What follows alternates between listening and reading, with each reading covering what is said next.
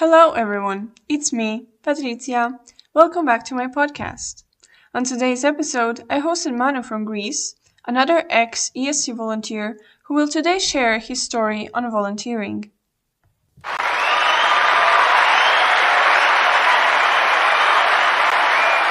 Thank you. Oh my God, so many applause. Oh, I cannot handle it. It's lovely to be here. How are you, Patricia? I'm feeling very good, thank you. I am very glad to hear that for the second time, because you told me that before we Because sat I already down. told you. Yeah, pretty much. Great to be here.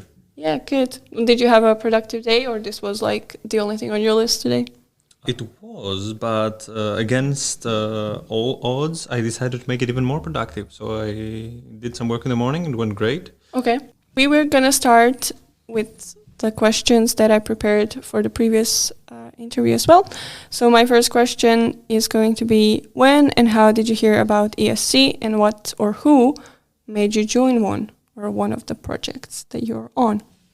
Yeah, well, I heard about them a while ago, like first year of university, from a girl that was very invested in like European projects and stuff. But at the same time, when I heard about Erasmus Plus in general, and they wanted to do it, but abstractly, and then things got in the way after with university, and I completely forgot all about Erasmus Plus. And then at some point, I remembered after COVID that, hey, this is a thing, Erasmus Plus in general. So I started going to projects, and through that, I also remember that this is a thing, and I've met like other volunteers from other organizations of projects that I participated in. Okay, so it's pretty much like word of mouth. Yes. Yeah. Okay, so it was kind of like that. You heard it from someone else, and you were reminded about Erasmus Plus in general. So not volunteering, but youth exchanges, training courses, and like a lot of people just see it as an opportunity to just, I don't know, travel for free and just go to see other countries, which it is that as well, I guess. But there are so many good projects that really give you skills or like change your perspective. I think it's short-sighted to only see it as a like trip. Okay, yeah, there's like the trip is I don't know, it's secondary. Like I've been to Iceland through an Erasmus Plus, Okay. but it was sure, Iceland, nice, lovely place, amazing place. But the project there was so interesting, and even I had to throw a bunch of things that I really wanted to do. I put them aside so I could go for that. Yeah, I feel like travel is a bonus. You know, the project itself and all the things that you mentioned, all these kind of are priorities. 100%. It could just, although, be my sense, because I don't see the value of like, okay, so travel, you see things, okay, you can see them in pictures. For me personally, it's not a top of the priority. Like a lot of people say, discovering new cultures. How many people from other like cultures do you talk to? Like if you go to Spain for like 2 days and you run around to just see all the churches because the book told you they were good. Yeah. Not that much, but also like, because it's short, I think you have this time constraint, so maybe it's also that's making it. Yeah, but like a lot of people are going to praise travel as a vehicle for exploring different cultures and meeting new civilization or changing your mind, widening your horizons.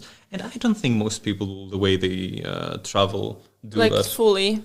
Like yeah. Like if you want to get the taste of the civilization, the culture of the civilization, of the whatever, you need to stay there for a bunch. Or frankly, you don't even need to go to the country. Just find a person that maybe have migrated.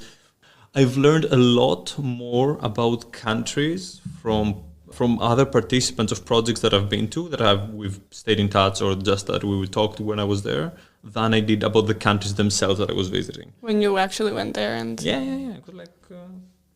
Yeah, it makes sense. Like you get more out of the interaction. You said you were kind of reintroduced to the idea of like going to a project, and that's why you joined one.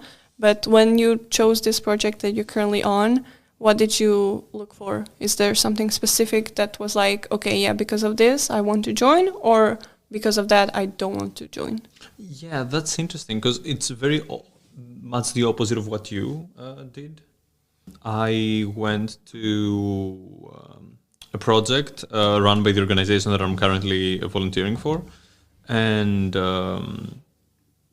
at the time it was just an opportunity to like get more tools, to explore my using LARPS, and like get better on what I was interested in, which was like facilitation.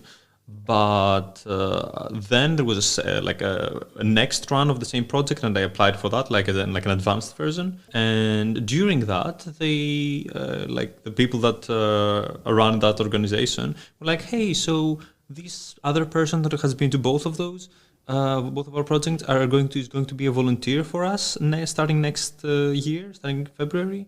And she said that she would potentially be okay with, she would like you, she recommended you as a potential extra participant. I'm like, oh my God, had not even considered that as a possibility. This is so cool. Yeah. And I said, well, obviously yes. However, my immediate answer is yes. I want some extra time to make sure that that my rational self catches up with my emotional self right now.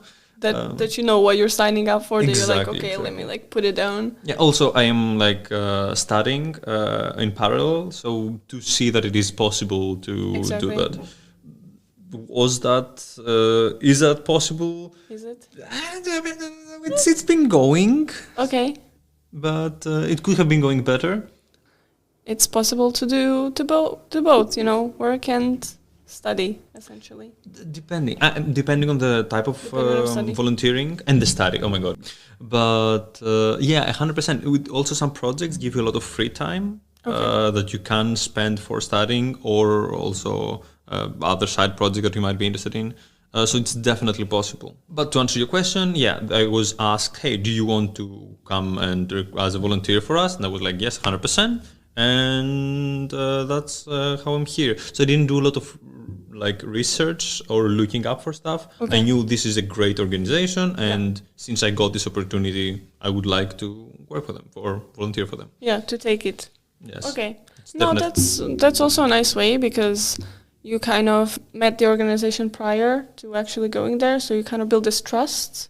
Or you knew the people, kind of. And I knew what I would be doing, or I knew adjacently of what the organization does, so what I would be involved in. Exactly. So it made it easier for you to be like, okay, I will go there. Okay, just to clarify, you mentioned EduLARP. Can you explain what it is for people who might not be aware of that, or maybe want to know about it? For sure. Well, I am a theater facilitator, not by profession, but as a side thing. After pandemic, I had a lot of a need for community and connection, so I went to amateur theater groups, and then I ended up leading for them. And in search for getting back into touch with theater, I was looking for projects on that. I went to a physical theater one in Spain, and then I saw LARPS, which I had heard of in online spaces, but we didn't have anything like that back in Greece.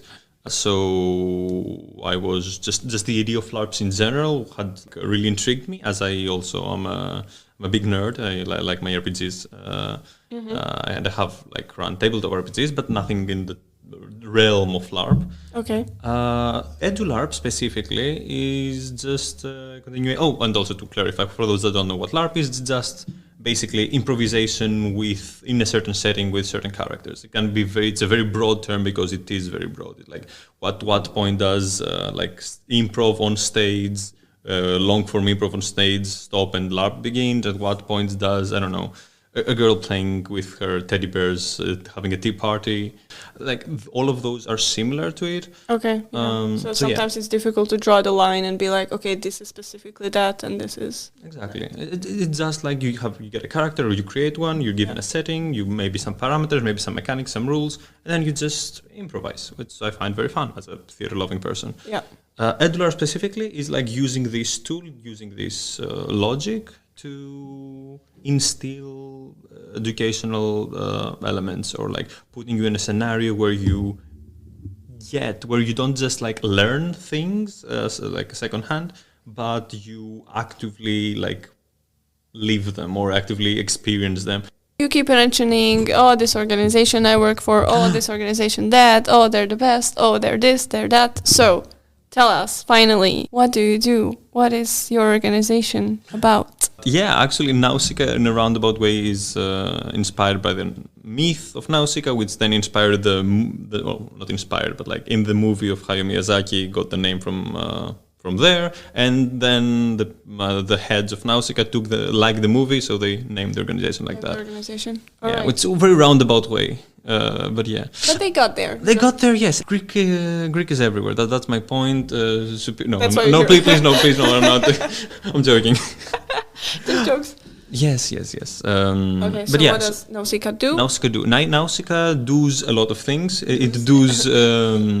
They, as I mentioned earlier, they go with to schools to run games and workshops for them. They also do a lot. Specify board games. Walking board games, not really not normal board games, and also LARPs. Like Okay. They focus on climate education specifically. So yeah, they do this. They also develop games for other organizations or other people that want a game to explore a topic or to learn something. And they also do a lot of workshops and coaching with like local municipality teachers, and not only for like gamification or adding elements like this into. Okay, coaching in a sense. Not really coaching, more like lecture sounds too professional, I guess. Is mentoring a good word? Maybe, is that another? Potentially, yeah. Okay. But yeah, they do a lot of cool stuff and a lot of things that I am very passionate about and that I would love to pursue later on, if I get the chance. You get a chance, okay. But what is your role then within the organization? What are those passions? My passions. Well, my passions earlier, as I said, it's theater facilitation, it is games and game design, and it is non-formal education. I basically do a bunch of things. I don't have the structure that you, from what I understand, do. So in 1 week, I might be like helping facilitate and organize an exchange that they are organizing with other people with the Erasmus Plus project. Another day might just be like be at the hub, which there's a space that they rent out or they give out for events and for other groups to organize in. So I might just need to be there to like prepare and clean the space for the people coming. Some other weeks I might just be like helping to develop a game, or I might be sent as a person, as a Nausicaa representative to other projects. Okay, that seems like a big responsibility, or no? Yeah, I mean, at some point, to some extent, it is. I think it's really good that my boss has given me the opportunity to like, what are you interested? What do you want to pursue? And then like basically nudge me towards the direction. Like he has made it clear that, hey, if you want to organize an event in the hub and do something for that is totally possible. If you're more interested in this project, maybe you can like take a more active role in that. Okay, so there's this flexibility, sort of. Yes, which is I can see this being good for some people, but like not work for others that need the stability, that need the this is my task, I need to focus on this. Like I can very easily see someone be in a different country and be like, okay, what am I supposed to do now? They're not. If you're not pushing for something, you might be left like, I don't know what I'm supposed to be doing, or which I guess is a thing. But if there is good communication, I don't think that's a real problem. Yeah. Okay. But yeah, and there are things that I like and I'm passionate for, so as long as I can keep pushing them, they are very nice and graceful to give me those. Support. Yeah. They're supportive. All right. Is that some of the qualities that you would say you look for when finding partners in like your work, in your work environment? In my work environment, I thought you meant my friends and family and. Okay, maybe that's another topic. I see.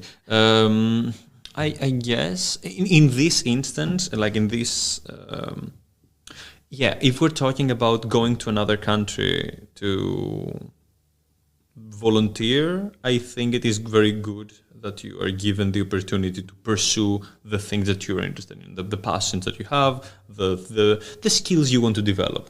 Exactly, because in a way you feel heard and you feel like, hey, there's actually someone appreciating that what I can offer. What you just mentioned, this open communication and flexibility because in that way I feel like I have this trust, sort of, that I can say my ideas to people, and then they will be like, okay, this works out, this doesn't, but let's try to work out on what could potentially be an end goal of both of us. And I don't want to belittle all the, because I've met a lot of other volunteers, because as volunteers we have 2 stages of training where we meet with other volunteers and and a lot of them are from working in kindergartners or in libraries.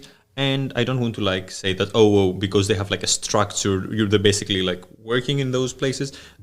Our situation is better because we get to do whatever. Again, as I said earlier, people might really appreciate the structure or a person that is that wants to work in a library might be very glad to get the skills that working in a library for a whole year would get you for sure.